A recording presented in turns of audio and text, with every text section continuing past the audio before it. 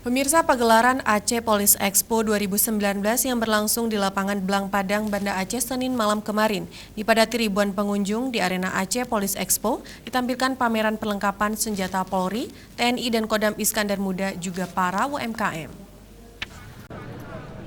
Aceh Police Expo yang menampilkan pameran perlengkapan senjata Polri dan senjata TNI Kodam Iskandar Muda hingga pameran UMKM dari sejumlah satuan kerja perangkat Aceh serta stand dari 21 Polres Aceh dan masing-masing satuan di jajaran Polda Aceh. Senin malam dibuka dan ramai dipadati pengunjung, mulai dari anak-anak, remaja hingga dewasa.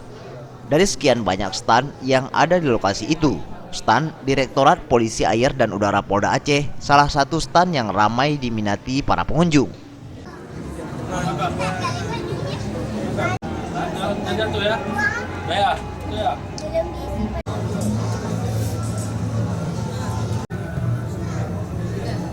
Kegiatan Aceh Police Expo 2019 tersebut merupakan salah satu upaya polisi untuk memberikan gambaran tentang tugas kepolisian di Aceh bagi masyarakat, dan pameran tersebut digelar dalam rangka memeriahkan hari ulang tahun Bayangkara ke-73 tahun. Tim Liputan Aceh TV.